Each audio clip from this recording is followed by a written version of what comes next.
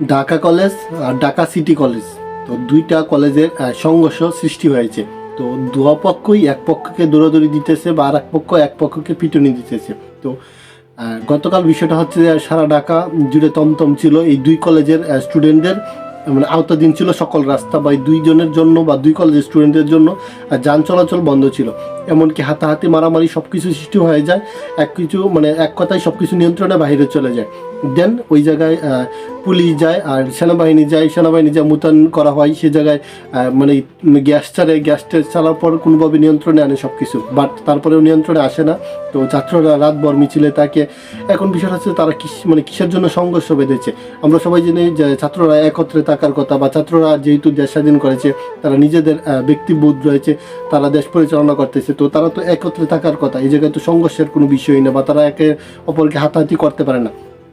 তো বিষয়টা হচ্ছে এরকম যে ঢাকা কলেজের স্টুডেন্টরা বলতেছে কোনো ছাত্র তারা আসছিল কয়েকজন, আর সিটি কলেজের পোলাপান তাদের উপর আক্রমণ করেছিল, যার ফলে এই জায়গা থেকে সংঘর্ষ সৃষ্টি হয়। বাট ওই জায়গা থেকে আবার সিটি কলেজের পোলাপান দোষারোপ করতেছে যে ঢাকা কলেজের পোলাপান তাদের উপর আক্রমণ করছে।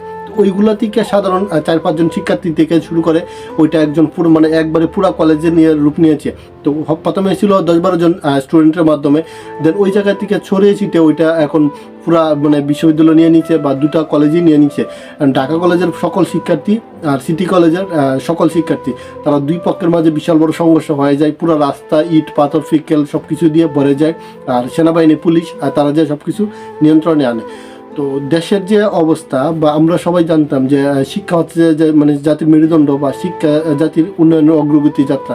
তো শিক্ষা ব্যবস্থা যদি হয় এই অবস্থা, তাহলে কিভাবে দেশ পরিচালিত হবে বা দেশ কীভাবে সুন্দর থাকবে।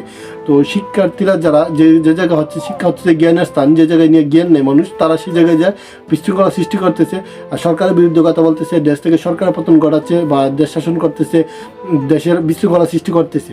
তো এই যে আমাদের নতুন যে জেনারেশন, এই জেনারেশনের কাছ থেকে আমরা এর চেয়ে ভালো কিছু আশা করতে পারি না, বা এর চেয়ে ভালো কিছু আসবেও না। তো ছাত্ররা মূলত যায় কি পড়াশোনা করার জন্য, বা তারা পড়াশোনা না করে বিভিন্ন তাদের যে মনের চাহিদা বা মনের যে বিষয়, ওইগুলো নিয়ে তারা লিপ্ত থাকে, যার ফলে এই সমস্যাগুলো সৃষ্টি হয়।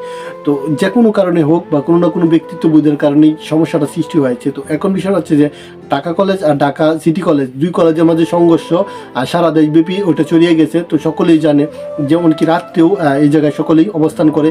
তো পুলিশ মোতায়েন করা হয়েছে, পুলিশ রয়েছে, সেনাবাহিনী রয়েছে, যেন দুপক্ষের কোনো সংঘর্ষ না হয়।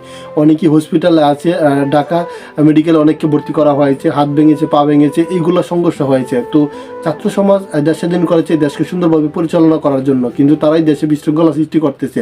তো এই ছাত্র সমাজ কলঙ্কিত হবে, কারণ তারা জ্ঞানের জন্য যায়নি বা জ্ঞান অর্জন করতে যায় না বিশ্ববিদ্যালয় বা কলেজে।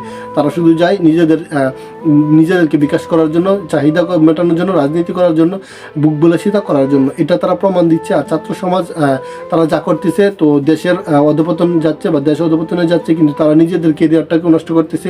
তো বিশেষ করে এই যে ঢাকা কলেজ বা ঢাকা সিটি কলেজ, তারা যেভাবে গ্যাঞ্জামটা সৃষ্টি করেছে, ওই গ্যাঞ্জাম প্রশাসনের লোকজন গিয়েও থামাতে পারে না। এই লেভেলে গ্যাঞ্জাম শুরু হয়ে গেছে। দুটা কলেজের সকল শিক্ষার্থী মাঠে নেমে গেছে, মাঠ বলতে রাস্তায় নেমে গেছে। রাস্তায় নেমে দুজনের দুপক্ষেই সংঘর্ষ সৃষ্টি হয়েছে। এই যদি হয় দেশের অবস্থা, কিভাবে দেশ আগাবে, আর আমরা কিভাবে সুন্দর একটা দেশ প্রত্যাশা করি ছাত্রদের কাছ থেকে। এই ছাত্র সমাজ, কলঙ্কিত ছাত্র সমাজ, তারা এখন সমাজের কীট হয়ে যাচ্ছে, পড়াশোনা বাদ দিয়ে সব রাজনীতিতে নেমে পড়েছে।